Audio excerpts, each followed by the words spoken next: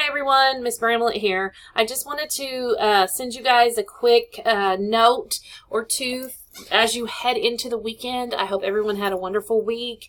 I am grading your assignments as quickly as I can. I'm very impressed with some of the work I've seen. Go ahead and keep giving me those strong response questions for the chapter reviews. I was really impressed by some of your responses. Never be afraid to add your own analysis or opinion into those review questions, because that just makes it even more real and important to you as a student. As far as this week, you guys should also be looking for places to do your 2 hours of special education observation and your 2 hours of gifted and talented. Of course, this will be due at the end of the semester. If you are having problems finding a place to go, please email me now, because it will be a lot easier to do it now than in April. Okay, so let's look at this announcement. It says, in the cases of Southwest Middle School, Beebe School District, and Payne School District, please email the building secretary. Principals are very busy and they get dozens of emails a day, even more than me, believe it or not. And sometimes they cannot respond to multiple emails from students. So let's just start out in these particular school districts and actually in other school districts, emailing the building secretaries or calling them. Now, a few things. If you do not hear back from them, or if they are not positive in their response, like, you know, we can't fault them for being busy, because we're all busy. This is a really, the only word I can use is busy. This is a very busy time for school districts around Arkansas. They're getting ready for end of the year testing.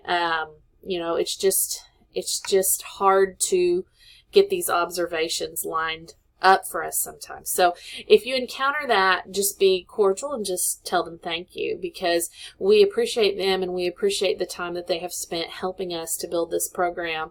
And you know, when they can, I'm sure they'll let us observe. So if you are told no, that's okay. Just move to the next school district. Please do not continuously email the principal after you make the arrangement. If you have other questions, send them my way and I will find the answer for you. Again, we don't want to send them too many questions. Below, this is an observation survey. You can actually get to it by this or by this link. I want you to kind of tell me what's going on. Tell me where you're going and who you're going to observe. If you haven't figured that out yet, go ahead and still fill out that survey, because I will send another one in a few weeks. This is just my way to check the pulse of the class and see where you're at. Okay, let's look at the modules for this week, or the one module for this week. Module 2. All right, so we're talking about education for all, and as you probably guessed, there was a lot of law that went into the establishment of what we do now with special education classrooms. So if you've already read the text by now, which many of you have, you know that there were several specific laws that went into effect in order to help people with special needs, disabilities, disorders, help them have a better education and a more thorough education. Also in the reading, it talks about IEPs versus 504s. If you have an IEP, it is under IDEA, and IEPs are... Okay, sorry, my tape stopped for a minute. Okay, here we go again. All right, so IEPs are for your academic progress, and that is to help you academically succeed. 504s, on the other hand, that is so you will have a level playing field. That means, for instance, it's the environment, accommodations that you need. My son's allergic to red dye, and so he can't have it. He can't have it in class. He can't have it at lunch. And so we have a 504 plan for him so that he won't come in contact with that dye. It has nothing to do with his academic ability. It's just the fact that if he got the dye, then he would have an allergic reaction. So in other words, with that particular with that particular thing, a 504 was necessary so that he will have a level playing field. In other words, you know, Halloween or Valentine's or winter parties, there's always going to be candy and cake. If everything's red or everything's purple or everything's orange, my son can't have it.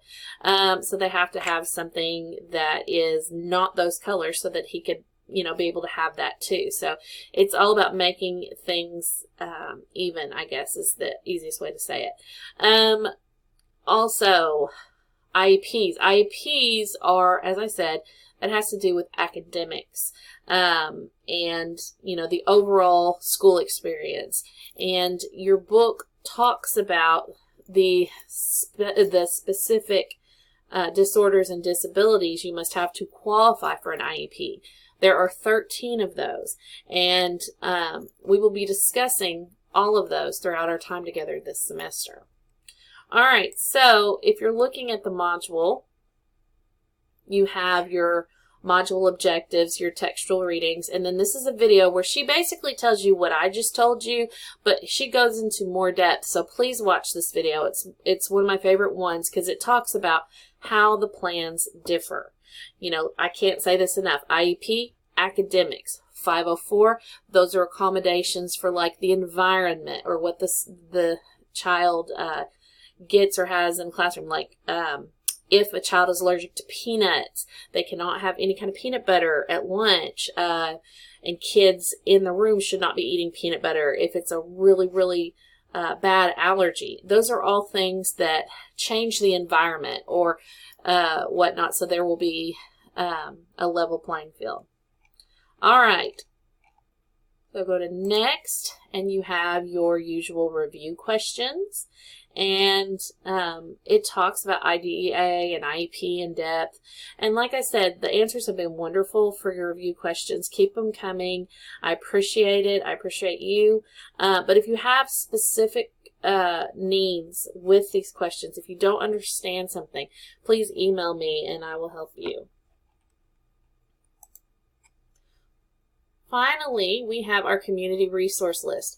This is not as scary as it looks. You just have to make a chart, and you can do that by just adding a chart into your document, your Google Doc or your Microsoft Word doc.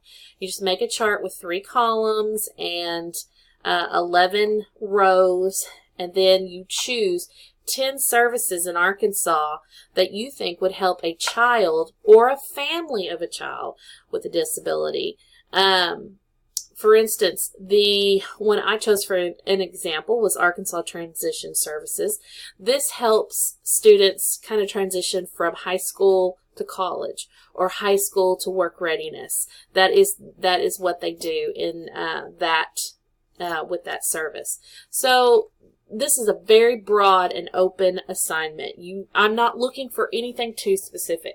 If you want to gear all your services to a specific disorder, it might be a little tough, but you can do that. This is your choice. These are places and people that will help your students who have a disability. And these resource lists are very handy. I keep them all the time for different topics. Don't think too hard about this. I just want you to research and discover, and then tell me what you found. Okay, so that is a look at this week, but I also wanted to take a quick look at Module 3, which is also now open. This will include your inclusive classroom design. This is talking about the classroom itself. You have heard me say before, you've seen it in the reading, full inclusion versus partial inclusion. That is where most school districts' classrooms are going to, where there is a special education teacher in the classroom with the general education teacher. In that way, students are guaranteed that they have time with other students. The whole point is for students to have, every child in this country deserves to have a free and appropriate public education, or FAPE, free and appropriate public education, in the least restrictive environment possible. Least restrictive means you don't want to segregate the child from a group of students. You know, when I was growing up in the 90s, a lot of the times I only saw children in special education at lunch and maybe at recess. But now, teachers and administrators try to put students in with the general population of students as much as possible, and so they should.